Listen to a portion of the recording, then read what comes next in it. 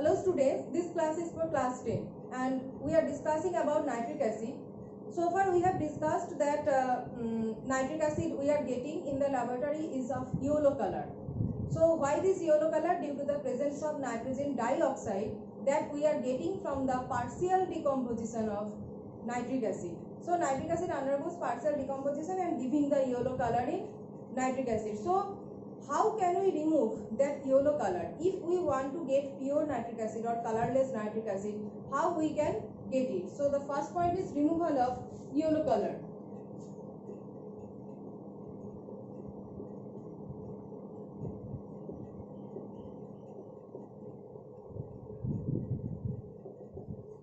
So we can remove this yellow color. The first point is by bubbling dry air or carbon dioxide through that nitric acid. So the first point is by bubbling dry air or carbon dioxide. So what happens when we bubble dry air or carbon dioxide? The thing that happens is it converts the nitrogen dioxide that is present to nitric acid. It oxidizes nitrogen dioxide to nitric acid. So it oxidizes nitrogen dioxide to nitric acid. First method.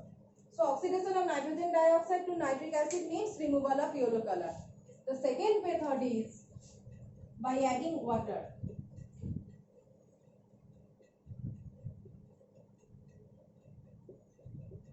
So what is the function of water here?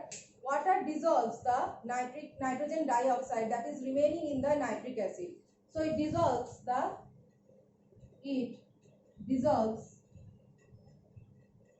nitrogen dioxide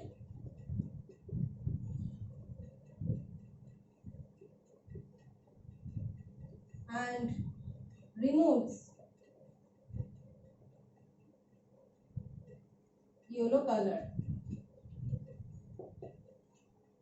So the nitrogen dioxide that is present in nitric acid is gets dissolved in water. Water dissolves it, and that's why the yellow color from nitric acid is removed here.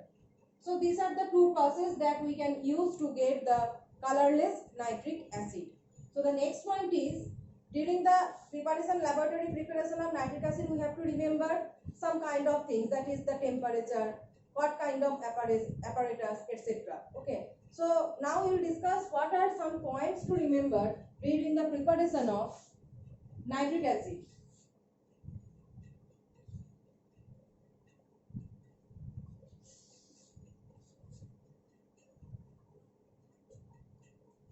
So points. So the point is the apparatus should be of fully glass made. Okay. Only glass apparatus we can use where there is no such kind of things like rubber or cork, as nitric acid is highly corrosive in nature. Nitric acid is very corrosive, so we should not use any kind of thing like rubber or cork in the apparatus. So the first one we can write, that is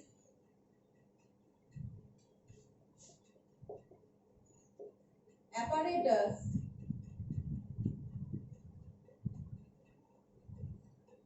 should be fully glass made.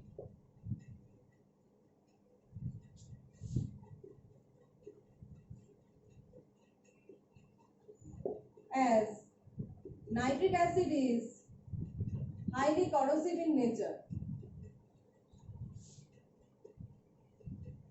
Nitric acid is highly corrosive in nature.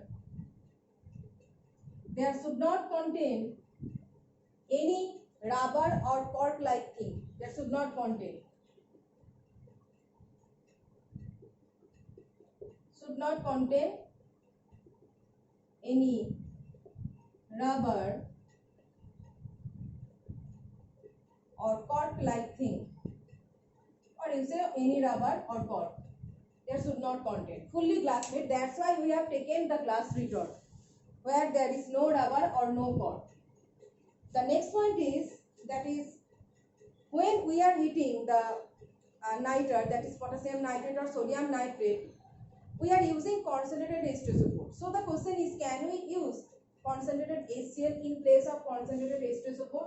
And the answer is no. We cannot use concentrated HCl in place of concentrated H2SO4 because concentrated HCl also has some volatile property. It is volatile and it undergoes vaporization. So when it undergoes vaporization, it mixes with the produced nitric acid. So as it mixes with the produced nitric acid, it makes it impure. Okay, so we cannot use HCl, hydrochloric acid, because it is volatile. So the second point is that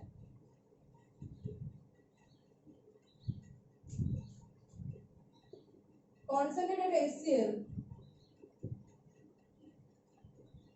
cannot be used in place of concentrated H2SO4 as concentrated HCl is volatile. So concentrated HCl is volatile, but concentrated H2SO4 is non-volatile. It is non-volatile.